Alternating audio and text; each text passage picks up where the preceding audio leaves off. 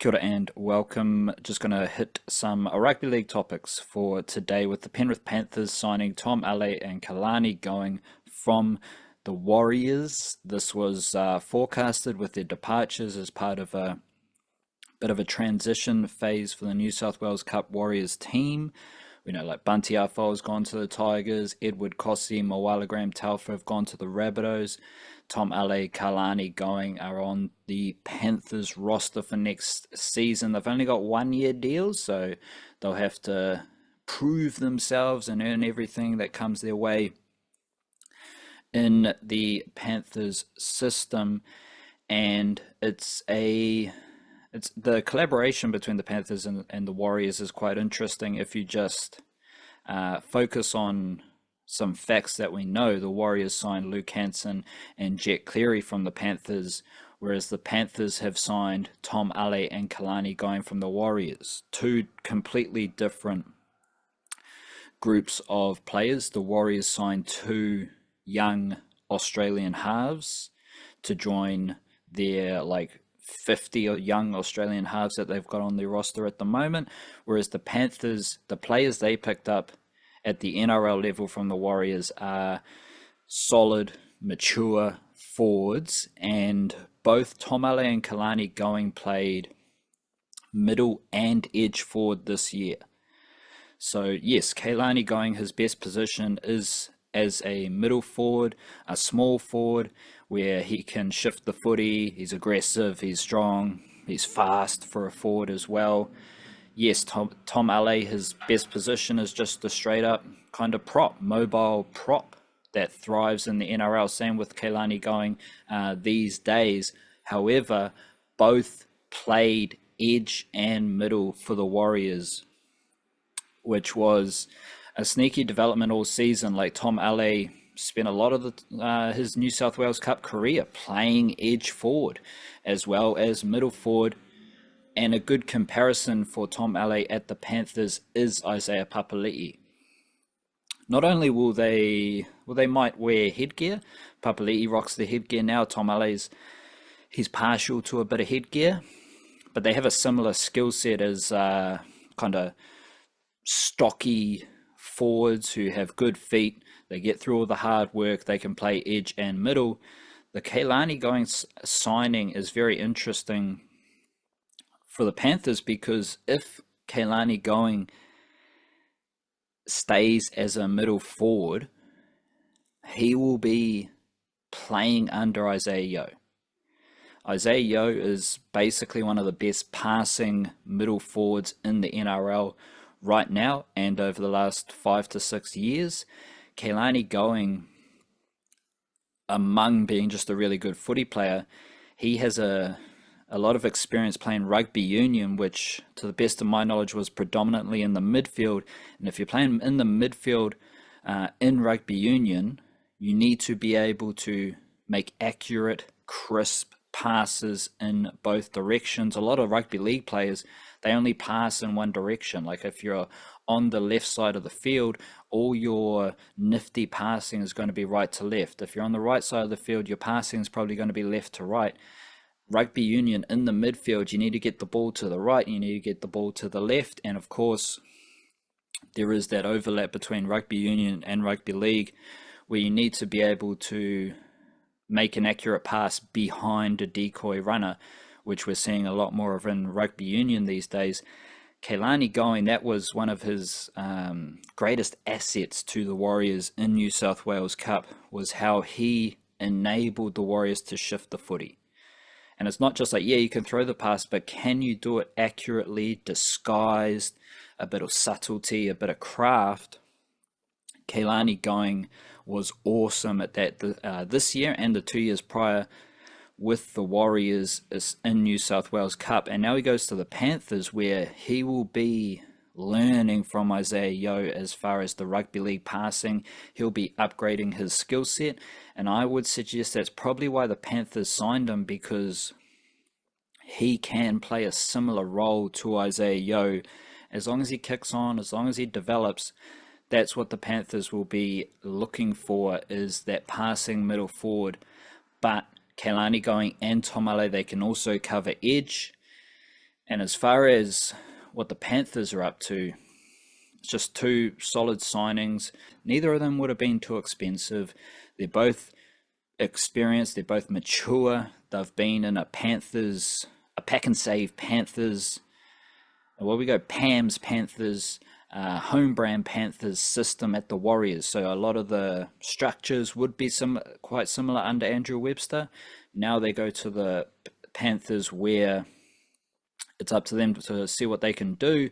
But I am looking forward to how they progress in the Panthers system, because I think they're going to fit right in, not only coming from a Panthers setup at the Warriors, but also their skills, their versatility. We have already seen how Isaiah Papali'i can be effective at the Panthers. That's going to set the tone for Tom Ale, and we know Kalani Going's skill set is going to be very useful below Isaiah. So shout out to the Panthers. I like those signings, and we'll be tracking how their junior signings from Aotearoa progress as well, because they were busy. They signed Siali Faiamani from the Warriors ahead of last season. Earlier this season, they signed Compton Purcell. He played the SG Ball season for the Warriors. And then midway through the Jersey Flegg under-21 season, he had played a few games of under-21s for the Warriors. Then he appeared in the Panthers team. I think that was back at Mount Smart. And he was kind of on the fringe of that Panthers under-21 setup as well. So the Panthers, they do like the talent from the Warriors. The Warriors like the talent from the Panthers, obviously. But we're seeing the Panthers get busier in recruiting from Aotearoa. We know everyone loves the fame development kind of catchment areas and all that stuff at the Panthers. Like every other NRL team, though, the Panthers recruit players from Aotearoa, so the catchment idea is just a myth. I also have been seeing that the Broncos have been quite busy recruiting players from Aotearoa, not necessarily just from Aotearoa. The Broncos do have a fantastic group of juniors in their system on the rise who they did recruit directly from Aotearoa, the same way they recruited Dean Mariner and Xavier Willison, Kiwis debut. But they also have some signings that are more aligned with Josiah Karapani. Karapani started with the Warriors, then he had a couple years with the Rabbitohs. Then the Broncos picked up Karapani, and he was a very good winger for the Broncos in the NRL this year. Ahead of this year, the Broncos did sign Hayes Perham, so he's still there. Pikiao Jr. from Rotorua. And we know that the Broncos have also picked up Oblix Tafa Turanga Jr., who has had a crazy rugby journey, rugby union, rugby league, before settling with the Dolphins, debuting with the Dolphins, and commanding a contract elsewhere with the Broncos. The cool thing about Oblix Tafa is he played fullback for Waikato in the National Premiership in 2019. Now, well, this year, he was getting game time as a middle forward in the NRL. So he was like a midfielder in rugby union. He's played centre in rugby league as well. But you just compare him. He was a fullback for Waikato in 2019. Now he is a middle forward in the NRL. He can play edge forward. He could probably cover centre at a stretch as well. Very useful player for the Broncos to have. But I think he is going to be... I think he was signed primarily to be a very mobile, skillful, tough forward. And by that, I mean a small forward. Oblix Tafa, that's the role he thrives in, and it is clear this is a style of player that Coach Michael Maguire wants in his system, because the Broncos have also picked up Takitau Mapapalangi, who was playing for Burleigh. He won the Queensland Cup with Burleigh, played against the Warriors in the state championship. He is a very funky small forward, very similar, like Kalani Going, Oblix Tafa. They have different shapes, different sizes, but they are smaller, they're faster, they're aggressive, they get the job done. And because the NRL is faster these days, that's why I think you're seeing more small forwards pop around. Where is Mapapalangi from? Auckland, West Auckland to be specific, Massey High School. I've got the Google search here. He's got a couple of North Harbour rep teams to his name. He had a stint in France as well before settling in Australia with Burleigh. So I think he also played Fox Memorial for Te Hurinui, but I don't have that actual factual. There are a few things online that do link him to Te Hurinui. So he has been signed as well. So just there with the Broncos, you've got Oblaks Tafa and Mapapalangi, very similar style of forwards. But the Broncos have also got Preston Ricky in their group this summer. And he is no relation to Jordan Ricky, but he's from the same area as James Fisher-Harris. Like, he's a Hokianga hombre, and he started with the Warriors, and then he had a stint with the Redcliffe Warriors during that crazy period before going down and joining the Panthers for a couple of years. Debuted with the Panthers, couldn't really crack their NRL group consistently this year, so it did feel like he went backwards. Now he gets an opportunity with the Broncos, and he is bigger than Oblaks Tafa and Mapapalangi, taller, but he is very mobile. I think like back in his junior days, he was playing like a little bit of wing, then a little bit of edge forward, then he went into the middle forward as he got older.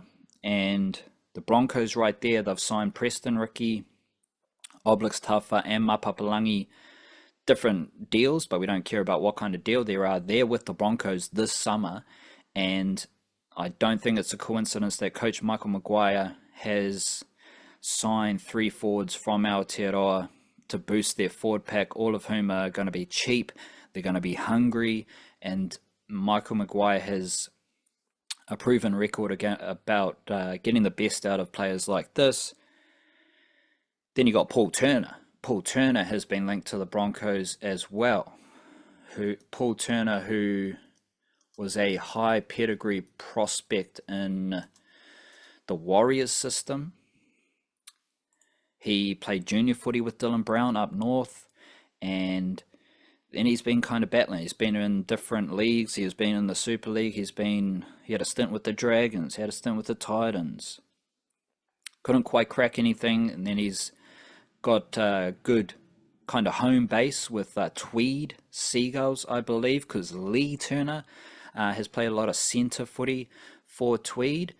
And now Paul Turner is being linked with the Broncos, and I'm less familiar with what Paul Turner is right now because he hasn't been front and centre, but it fits the mould of Michael Maguire picking up these hungry players from Aotearoa. Like Paul Turner and Hayes Perham in the same Broncos group is a very funky development for those who are following the Warriors in 2017, 2018, 2019, because Hayes Perham and Paul Turner, even Preston Ricky, like they were some of the best juniors coming through the Warriors system in 2018 and 2019.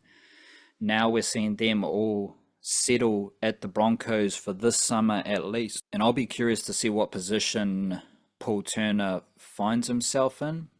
He could play fullback. He could play number 6. I think those are his 2 best positions. And he's actually quite a similar style of player to Hayes Perham. Hayes Perham's probably a fullback, a centre, maybe a little bit of 6.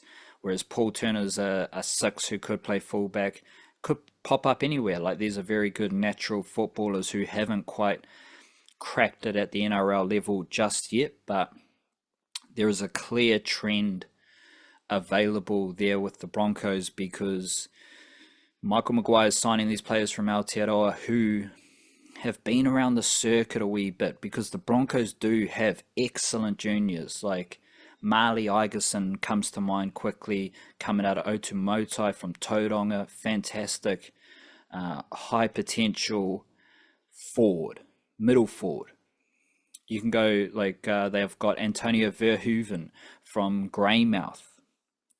The Broncos do a fantastic job recruiting youngsters from Aotearoa like Dean Mariner, like Xavier Willison, but now we're seeing Michael Maguire and maybe a bit more of a gritty style start to flow through some of their recruitment as well, and signing players, mature players. Like, what do the Panthers do? Tom, Ale, Kalani Going, mature, experienced footy players who are hungry for that step up. That is the same with every player the Broncos have signed that I've talked about here. Mature, pretty experienced, a bit of life experience, hungry, kind of desperate to make their case for NRL footy. And I'm curious how that looks for the Broncos, because now they've got a proven winning system under Michael Maguire. I think that can bring the best out of these players that the Broncos have signed. Just a quick one here based off like those players that the Warriors have lost: Kalani Going, Tom Ale, Bunty Afoa. I do have, you can just follow all the NRL agents and you'll get all the same public information that I have. I have no inside knowledge. I don't care for any inside knowledge. I just keep it neutral. I just stay on top of the news, tell you my thoughts. And we go to Sport Vision. Dixon McIver and formerly Stan Martin, RIP. Their page has the college sport finalists for rugby league in Auckland.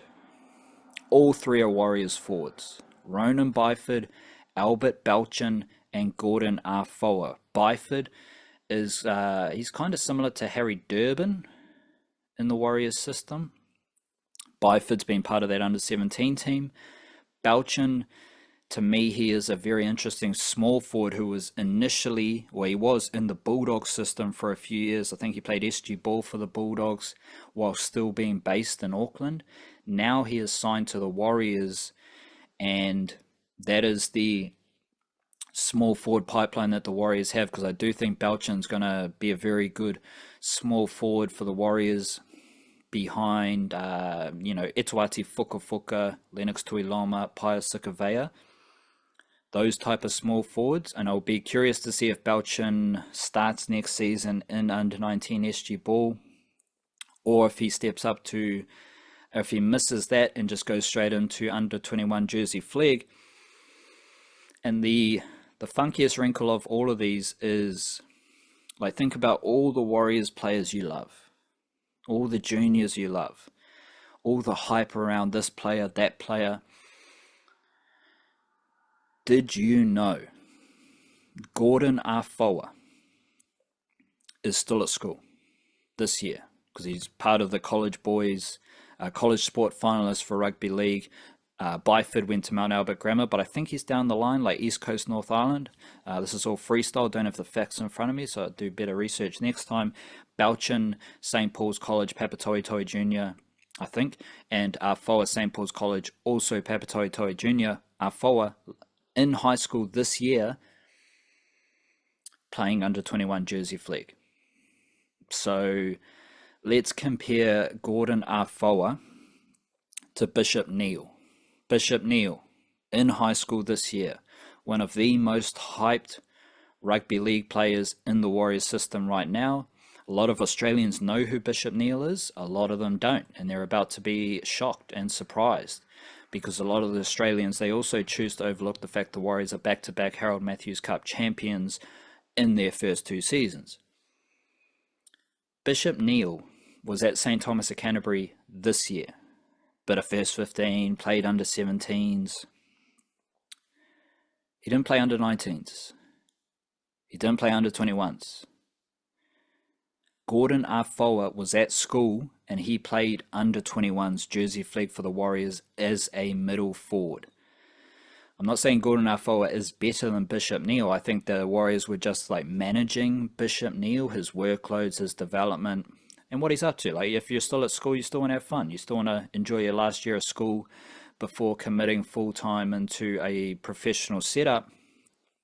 That's cool, that's fine.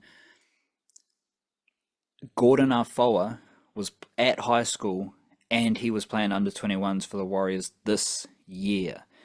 So for all the hype juniors we talk about, I talk about, you hear about, you talk about, No one's really talking about Gordon Afoa, even though that one nugget of him being at St. Paul's College this year and playing under 21 jersey flag, to me, is the most impressive nugget that I've got about most of these Warriors juniors. So that right there does show you that there's good forward pack depth, because Byford, Belchin, and Afoa are all on the rise in the Warriors system right now. But Afoa has that crazy wrinkle to watch out for. And then I've got one last thing here. Every year I do the what am I trying to say? Well, I do the annual Kiwi-NRL juniors who helped Australian teams win deep dive. And one of those players was Jackson Stewart, who started at fullback for the Sydney Roosters in their SG Ball Championship. He was initially a centre, I believe, but in the final he started at fullback. So that's funky. He's a very lively outside back who was part of the Warriors Under-17 Championship, the first one, coming out of Christchurch. There are some very interesting, exciting kind of playmaking talents coming from Aotearoa right now, and this is an important moment because, of course, Sunday we do have Aotearoa of Kiwis versus Tonga, and if you're following the stuff closely, you would have seen David Bryinton, who left Auckland. Like, he wasn't doing much in Auckland, went to Australia, started dominating everything in Australia, and along with Antonio Verhoeven, they were in the Australian schoolboys squad.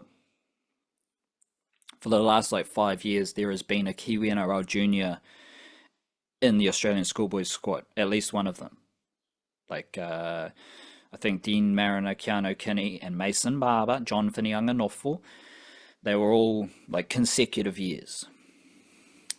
Bryinton especially, but also Verhoeven, they were part of the Tonga training set up in Australia last week. Tonga do an excellent job at integrating young players who are eligible for Tonga into their squad. And if a young player is training with Tonga in a development capacity, I view that as that player is going to play for Tonga. That's how much I trust the Tongan development pathway. They do a great job. I actually kind of think, compared to Samoa and New Zealand, Tonga does the best job because, for New Zealand, there's nothing below Kiwis. They've got a few development squad spots, but the junior Kiwis is gone. All that stuff's gone. Who cares? That's a story for another day. But David Bryinton, fantastic playmaker from Aotearoa in Australia, one of the trendy players from Australia, signed to the Bulldogs, I think. But he's probably going to play for Tonga. But New Zealand still has these excellent fullbacks. Let's focus on the fullbacks here. Jackson Stewart won the SG Ball Cup with the Roosters, Hornby Jr. from Christchurch. We do have also Mason Barber from Kaikoui, who was just announced as a development contract player for the Cowboys. He is yet to play Queensland Cup, I think, but he will probably be starting next season in Queensland Cup. And he is a very exciting fullback to watch out for, who may have to open up his horizons, play a bit of wing, maybe a bit of centre, just to get opportunities at the higher levels. But also we have Te Hurinui Twidle, Turanga Waiwai Jr. He has already played New South Wales Cup for the Eels at fullback. He spent most of this season, especially the second half of the season, at fullback for the Eels. Quite a similar player to Dylan Brown. And because he can play number 6 as well. He did play NRL trials this year. So think of all the hype about Mason Barber or even Jackson Stewart. They haven't played reserve grade. Te Hurinui Twidle has been very impressive in reserve grade for the Eels. The Eels have a cluttered kind of fullback halves group full of young talent.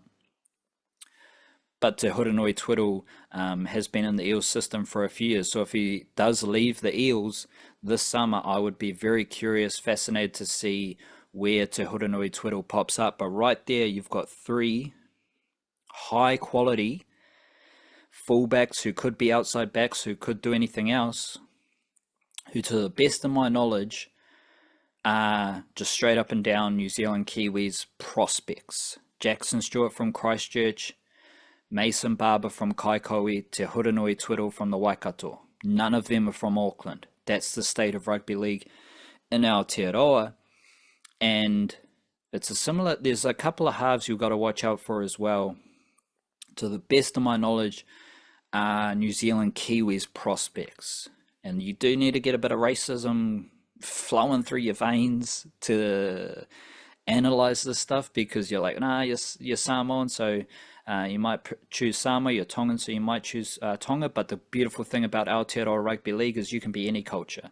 You can be any ethnicity as long as you want to represent Aotearoa. Then you can be part of the New Zealand Kiwis.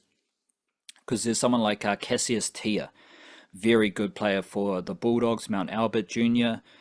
He's played centre, he's played halves, he's played like bench utility for the Bulldogs in New South Wales Cup. He could be an option for Samoa moving forward. There's Ryder Williams, who left Auckland. He was at Marist. He was a Marist junior. He was like on training with the Titans NRL group when he was 17 years old a few years ago. He made a mid-season move down to the Knights earlier this year. He's eligible for Samoa. So let me touch on two players who I think are high potential halves who I believe are most likely to play for Aotearoa. We have Haami Loza, who came through, like there's some stuff linking him to Rotorua, but he spent most of his junior footy with De La Salle College in Auckland, played for Otara, played for Mangere East. He was awesome in the Knights system. So he played, this year alone, he played under 19s, under 21s, and New South Wales Cup for the Knights, I believe. I will double check this because that is another very funky wrinkle. Hopefully we can pull this up quickly. Haami Loza played SG ball and he started 4 games in the halves for the Knights in New South Wales Cup. Where's he gone? Should have mentioned this at the Panthers section, because Haami Loza was picked up by the Panthers. So again, Panthers, local juniors, catchment area, we run the West, we got all these development academies and all this and all that. Well, we signed Haami Loza from the Knights. Great move for Haami Loza. And I'll be curious to see how he develops with the Knights. But this year alone, he played under 19s, under 21s, and New South Wales Cup. That smells like a fantastic halves prospect to me. I don't know about you. And I'm not sure about his full cultural breakdown, but I think he is just pursuing New Zealand Kiwis eligibility. There's another dude as well in the Bulldog system, unless something has changed. Bronson Reuben. He's a Kaiapoi junior, Northern Bulldogs junior actually, but that is part of Kaiapoi, which is Northern Canterbury, north of Christchurch. He is a very funky number 6 mainly in the Bulldogs system.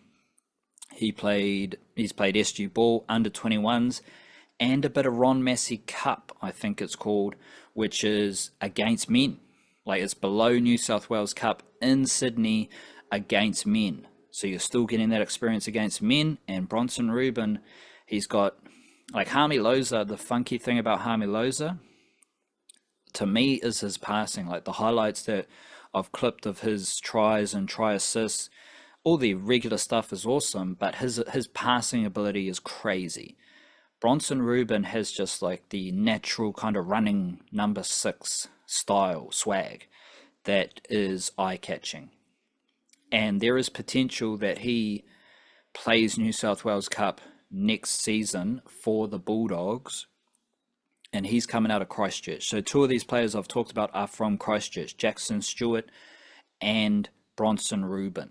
Watch out for Bronson Reuben. He is an awesome halves prospect with the Bulldogs, but he's not quite as good as Haami Loza. So right there, that is kind of the future of New Zealand Kiwis fullback and halves positions. But then you've got to think, okay, so Harry Inch has come over from Nelson College and Rugby Union. To the best of my knowledge, he is going to be chasing New Zealand Kiwis footy. I don't think Harry Inch is going to pop up playing for Samoa or Tonga. He may do, but he may not. And I think that is going to help New Zealand Rugby League in the same way that the Dragons signing, who we got here? Rocco Walker from Auckland Grammar First 15, where he was, what are we saying, 5'8" and fullback. Bang. So you got two more players right there, Harry Inch, who was at the Warriors, and Rocco Walker, who is going to be with the Dragons this summer, adding to some New Zealand Kiwis depth. However, we haven't seen them play rugby league, but that's an example of how the first 15 crossover with rugby league will only help the New Zealand Kiwis. But if you're stressing like, we can't have these rugby league union players, they suck, blah, blah, blah. If you're still on that buzz, Haami, Loza, Bronson, Reuben, Mason, Barber, Te Hurinui Twidle, Jackson, Stewart, they have all done crazy shit in Australia already, and most of them, if not all of them, 21 years and younger. I think Te Hurinui Twidle might be 20, 21, whereas all those other dudes are 20 years or younger, I believe. So good stuff happening there. The sun is shining in Aotearoa. Do your best, have a crack, but chill out as well. Just relax yourself. Don't get stressed. Just do your best. Kawabunga, boom shakalaka. Yeah, bum, smells like caca.